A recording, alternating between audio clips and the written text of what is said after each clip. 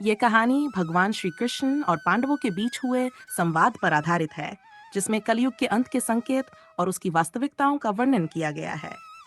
कथा का प्रारंभ महाभारत युद्ध के उपरांत, जब धर्मराज युधिष्ठिर हस्तिनापुर के सिंहासन पर आसीन हुए, उनके मन में सृष्टि के भविष्य को लेकर अनेक चिंताएं उठने लगीं। द्वापर युग समाप्ति की ओर था और कलियुग के आगमन के संकेत स्पष्ट दिखने लगे थे। युधिष्ठिर ने ये जानने के लिए कि कलियुग में मानव समाज का क्या होगा, भगवान श्री कृष्ण से परामर्श करने का निश्चय किया। द्वारका यात्रा। युधिष्ठिर ने अपने भाइयों भीम, अर्जुन, नकुल और सहदेव से इस चिंता को साझा किया। सभी ने सहमति प्रकट की और भगवान श्री कृष्ण से मिलने द्वारका पहुंचे। श्री कृष्ण ने उनका स्वागत किया और उनकी चिंता का कारण पूछा। युधिष्ठिर ने कहा, हे प्रभु, कलियुग में मानव स्वभाव, धर्म और सत्य का क्या होगा? कृपया हमें इसका ध्यान दें। श्री कृष्ण का निर्देश। भगवान श्री कृष्ण ने कहा, कलियुग को समझने के लिए आपको कुछ विशेष अनुभव प्राप्त करने होंगे। आप 5 अलग अलग दिशाओं में घने वनों में जाएं और जो अद्भुत घटनाएं देखें, उन्हें मेरे पास आकर बताएं।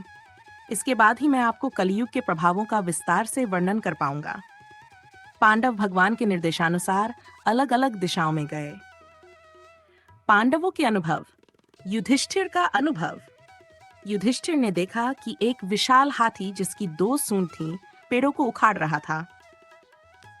श्री कृष्ण ने इसे समझाते हुए कहा, कलियुग में शासक जनता का दोहन करेंगे। वे दिखावा करेंगे, लेकिन भीतर से स्वार्थी होंगे। अर्जुन का अनुभव। और देखा कि एक पक्षी जिसके पंखों पर वेदों की यचाएं लिखी थीं, मुर्दे का मांस खा रहा था। श्री कृष्ण ने कहा, कलियुग में विद्वान धर्म का जान तो रखेंगे, लेकिन उसका उपयोग स्वार्थ और धन के लिए करेंगे। भीम ने देखा कि एक गाय अपने बछड़े को इतनी जोर से चाट रही थी कि वह लहूलुहान हो गया। श्री कृष्ण ने कहा, कलियुग में माता पिता का स्नेह बच्चों के विकास में बाधा बनेगा। सहदेव का अनुभव। सहदेव ने देखा कि 7 कुओं में पानी भरा था, लेकिन बीच का सबसे गहरा कुआं सूखा था। श्री कृष्ण ने कहा, धनी लोग अपने स्वार्थ में डूबे रहेंगे और गरीबों की पीड़ा को नजरअंदाज करेंगे। फाइन। नकुल का अनुभव।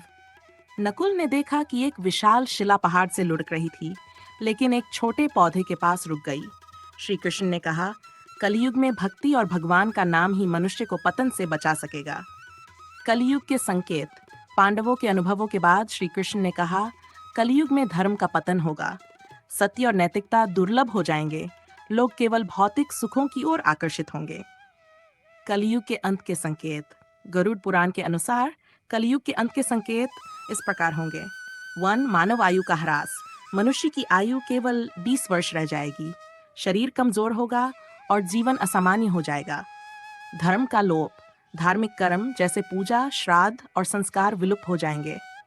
3. प्राकृतिक असंतुलन। वृक्ष फलहीन हो जाएंगे, बारिश कम होगी और अनाज दुर्लभ होगा। शौर। अलौकिक घटना। 7 सूर्य आकाश में प्रकट होंगे और पृथ्वी का सारा जल सोख लेंगे। 5.